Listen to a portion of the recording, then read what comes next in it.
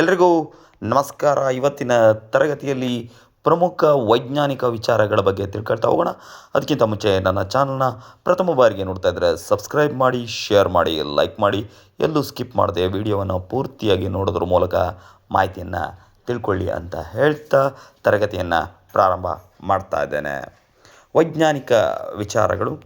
ಮೊದಲನೇದಾಗಿ ನಾವು ನೋಡ್ತಾ ಹೋಗೋದಾದರೆ ಇರುವೆಯ ಕಾಲುಗಳ ಸಂಖ್ಯೆ ಎಷ್ಟು, ಇರುವೆಗೆ ಎಷ್ಟು ಕಾಲುಗಳಿದ್ದಾವೆ ಅಂತ ನಾವು ನೋಡೋದಾದರೆ 6 ಕಾಲುಗಳು ಕಂಡು ಬರ್ತವೆ. ಇನ್ನು ಪಾರ್ಶ್ವ ಬೇರುಗಳು. ಈ ಪಾರ್ಶ್ವ ಬೇರುಗಳು ಎಲ್ಲಿ ಕಂಡು ಬರ್ತವೆ ಅಂದರೆ ತಾಯಿ ಬೇರುವಿನಲ್ಲಿ ಈ ಪಾರ್ಶ್ವ ಬೇರುಗಳು ಕಂಡು ಬರ್ತವೆ. ಇಂದಿನ ಕಾಲದಲ್ಲಿ ನಾವಿಕರು ಬಳಸುತ್ತಿದ್ದಂಥ ದಿಕ್ಸೂಚಿಯು ಯಾವುದರಿಂದ ಮಾಡಲ್ಪಟ್ಟಿದೆ ಅಂದರೆ ಅದು ಲೋಡ್ ಸ್ಟೋನ್ನಿಂದ ಆ ಒಂದು ದಿಕ್ಸೂಚಿ ಮಾಡಲ್ಪಟ್ಟಿದೆ. ದ್ರವ್ಯರಾಶಿಯ ಅಂತಾರಾಷ್ಟ್ರೀಯ ಏಕಮಾನ ಯಾವುದು ಅಂದರೆ kg ಅಥವಾ ಕಿಲೋಗ್ರಾಮ್ ಅಂತ ಏನಿದೆ ಅದು ದ್ರವ್ಯರಾಶಿಯ ಅಂತಾರಾಷ್ಟ್ರೀಯ ಏಕಮಾನ ಆಗಿದೆ. ಇನ್ನು ತಾಪದ ಅಂತಾರಾಷ್ಟ್ರೀಯ ಏಕಮಾನ ಯಾವುದು ಅಂದರೆ ಕೆಲ್ವಿನ್ ತಾಪದ ಅಂತಾರಾಷ್ಟ್ರೀಯ ಏಕಮಾನ ಆಗಿದೆ. ದೇಹದ ತಾಪವನ್ನು ಅಳೆಯಲು ಬಳಸುವ ಒಂದು ತಾಪಮಾಪಕ ಯಾವುದು ಅಂದರೆ ಕ್ಲಿನಿಕಲ್ ಥರ್ಮಾಮೀಟರ್ ಅಥವಾ ವೈದ್ಯಕೀಯ ಉಷ್ಣತಾಮಾಪಕ ಏನಿದೆ ಅದು ದೇಹದ ತಾಪವನ್ನು ಅಳೆಯಲು ಬಳಸುವಂಥ ಒಂದು ತಾಪಮಾಪಕ. ಇನ್ನು ಯಾವ ತಾಪಮಾಪಕವು ದೇಹದ ಸಂಪರ್ಕವಿಲ್ಲದೆ ದೇಹದ ತಾಪವನ್ನು ಅಳೆಯುತ್ತೆ ಅಂದರೆ ಅದನ್ನು ಅವಕೆಂಪು ವಿಕಿರಣ ತಾಪಮಾಪಕ ಅಥವಾ ಇನ್ಫ್ರಾರೆಡ್ ಥರ್ಮಾಮೀಟರ್ ಅಂತ ಹೇಳಿ ಕರೀತಾರೆ. ಅವಕೆಂಪು ವಿಕಿರಣ ವೈದ್ಯಕೀಯ ತಾಪಮಾಪಕ ಅಥವಾ ಇನ್ಫ್ರಾರೆಡ್ ಥರ್ಮಾಮೀಟರ್ ಅಂತೇಳಿ ಕರೀತಾರೆ. ತಾಪಮಾಪಕದ ಯಾವ ಭಾಗವು ಪಾದರಸವನ್ನು ಹೊಂದಿರುತ್ತೆ ಅಂದರೆ ಕ್ಯಾಪಿಲರಿ ಟ್ಯೂಬ್. ಈ ಕ್ಯಾಪಿಲರಿ ಟ್ಯೂಬ್ನಲ್ಲಿ ಪಾದರಸ ಇರ್ತದೆ. ಅಂದರೆ ತಾಪಮಾಪಕದ ಯಾವ ಭಾಗದಲ್ಲಿ ಪಾದರಸ ಇರುತ್ತೆ ಅಂದಾಗ ನೀವು ಕ್ಯಾಪಿಲರಿ ಟ್ಯೂಬ್ ಅಂತೇಳಿ ತಿಳ್ಕೋಬೇಕಾಗ್ತದೆ. ಭಾರತದ ಹವಾಮಾನ ಮಹಿಳೆ ಎಂದು ಯಾರನ್ನು ಕರೆಯಲಾಗ್ತದೆ ಅಂದರೆ ವೆದರ್ ಲೇಡಿ ಅಂತ ಯಾರು ಕರೀತಾರೆ ಅಂದರೆ ಅಣ್ಣಾಮಣಿಯವರನ್ನು ಭಾರತದ ಹವಾಮಾನ ಮಹಿಳೆ ಅಂತ ಹೇಳಿ ಕರೆಯಲಾಗುತ್ತೆ, ಅಣ್ಣಾಮಣಿಯವರನ್ನು. ಇನ್ನು ಬೆಳಗಿನ ಜಾವ ಗಿಡಗಳ ಎಲೆಗಳ ಮೇಲಿನ ಇಬ್ಬನಿ ಹನಿಗಳು ಉಂಟಾಗೋದಕ್ಕೆ ಕಾರಣಗಳು ಏನು? ಬೆಳಗಿನ ಜಾವ ಗಿಡಗಳ ಎಲೆಗಳ ಮೇಲೆ ಇಬ್ಬನಿ ಉಂಟಾಗೋದಕ್ಕೆ ಕಾರಣ ಏನಪ್ಪ ಅಂದರೆ ನೀರಾವಿಯು ಸಾಂದ್ರೀಕರಣಗೊಂಡು ಮೇಲ್ಮೈಯನ್ನು ತಣ್ಣಗಿರಿಸುತ್ತೆ. ಅದಕ್ಕೋಸ್ಕರ ಬೆಳಗಿನ ಜಾವ ಗಿಡಗಳ ಎಲೆಗಳ ಮೇಲೆ ಇಬ್ಬನಿ ಹನಿಗಳು ಇರ್ತವೆ. ಅಂದರೆ ನೀರಾವಿಯ ಸಾಂದ್ರೀಕರಣಗೊಂಡು ಮೇಲ್ಮೈಯನ್ನು ತಣ್ಣಗೆ ಇರಿಸಿರುತ್ತದೆ.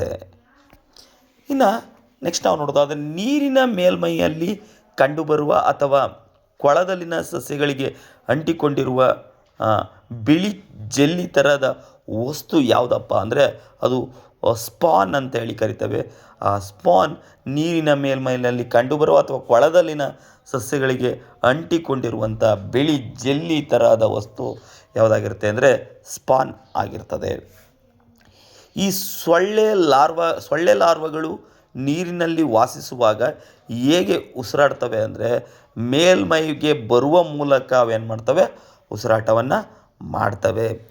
ಗಾಳಿಯಲ್ಲಿರುವ ಅತಿ ಹೆಚ್ಚು ಪ್ರಮಾಣದ ಒಂದು ಅನಿಲ ಯಾವುದು ಅಂದರೆ ಅದು ನೈಟ್ರೋಜನ್ ಅಥವಾ ಸಾರಜನಕ ಅಂಥೇಳಿ ನಾವು ತಿಳ್ಕೊಬೇಕಾಗ್ತದೆ.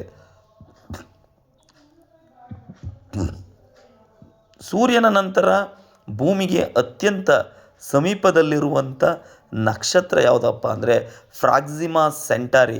ಸೂರ್ಯನ ನಂತರ ಭೂಮಿಗೆ ಅತ್ಯಂತ ಸಮೀಪದಲ್ಲಿರುವಂಥ ನಕ್ಷತ್ರ ಪ್ರಾಕ್ಸಿಮಾ ಸೆಂಟಾರಿ ಅಂತ ಹೇಳಿದರೆ ತಪ್ಪಾಗಲಾರದು.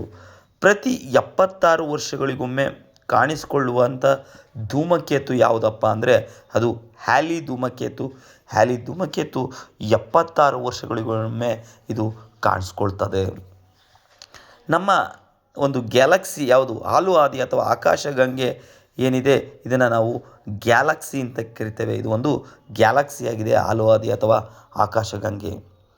ಇನ್ನು ಸಸ್ಯಗಳ ಆಹಾರದ ಕಾರ್ಖಾನೆಗಳು ಅಂತೇಳಿ ಕರೆಯೋದು ಎಲೆಗಳಲ್ಲಿ ಆಹಾರ ಉತ್ಪಾದನೆ ಆಗೋದರಿಂದ ಅದನ್ನು ಸಸ್ಯಗಳ ಆಹಾರದ ಕಾರ್ಖಾನೆಗಳು ಅಂತೇಳಿ ಕರಿತೇವೆ.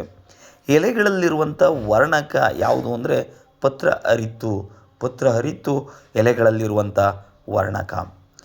ಆಹಾರ ಬೆಳೆಗಳು ಸಾಮಾನ್ಯವಾಗಿ ಹೀರಿಕೊಳ್ಳುವಂಥ ಅಂಶ ಯಾವುದಪ್ಪ ಅಂದರೆ ನೈಟ್ರೋಜನ್ ಅಂಶವನ್ನು ಆಹಾರ ಬೆಳೆಗಳು ಸಾಮಾನ್ಯವಾಗಿ ಹೀರ್ಕೋತವೆ. ವಾತಾವರಣದಲ್ಲಿರುವಂಥ ನೈಟ್ರೋಜನನ್ನು ಹೀರಿಕೊಳ್ಳಲು ಸಹಾಯ ಮಾಡುವಂಥ ಬ್ಯಾಕ್ಟೀರಿಯಾ ಯಾವುದಪ್ಪ ಅಂದರೆ ರೈಜೋಬಿಯಂ ಬ್ಯಾಕ್ಟೀರಿಯಾ ಏನಿದೆ ಅದು ವಾತಾವರಣದಲ್ಲಿರುವಂಥ ನೈಟ್ರೋಜನನ್ನು ಹೀರ್ಕೊಳ್ಳೋದಕ್ಕೆ ಸಹಾಯ ಮಾಡುವಂಥ ಬ್ಯಾಕ್ಟೀರಿಯಾ ಆಗಿದೆ. ಸಸ್ಯಗಳಿಂದ ಸಂಶ್ಲೇಷಿಸಲ್ಪಟ್ಟ ಆಹಾರವು ಇರುವಂಥ ರೂಪ ಯಾವುದು ಅಂದರೆ ಪಿಷ್ಟದ ರೂಪದಲ್ಲಿ ಇರ್ತದೆ. ಅಂದರೆ ಸಸ್ಯಗಳಿಂದ ಸಂಶ್ಲೇಷಿಸಲ್ಪಟ್ಟಂಥ ಆಹಾರ ಪಿಷ್ಟದ ರೂಪದಲ್ಲಿ ಇರ್ತದೆ. ಈ ದ್ಯುತಿಸಂಶ್ಲೇಷಣೆಯಲ್ಲಿ ಸೌರಶಕ್ತಿಯನ್ನು ಹಿಡಿದಿಟ್ಟುಕೊಳ್ಳುವಂಥ ವರ್ಣಕ ಯಾವುದಪ್ಪ ಅಂದರೆ ಕ್ಲೋರೋಫಿಲ್ ಏನಿದೆ ಅದು ಸೌರಶಕ್ತಿಯನ್ನು ಹಿಡಿದಿಟ್ಟುಕೊಳ್ಳುವಂಥ ವರ್ಣಕ. ಇದಿಷ್ಟು ಇವತ್ತಿನ ತರಗತಿ. ಮುಂದಿನ ತರಗತಿಯಲ್ಲಿ ಮತ್ತಷ್ಟು ವೈಜ್ಞಾನಿಕ ವಿಚಾರಗಳು, ಸಾಮಾನ್ಯ ಜ್ಞಾನದ ವಿಚಾರಗಳೊಂದಿಗೆ ನಿಮ್ಮೆಲ್ಲರಿಗೂ ಸಿಗ್ತೇನೆ. ಧನ್ಯವಾದಗಳು. ಶುಭವಾಗಲಿ. ಶುಭ ದಿನ.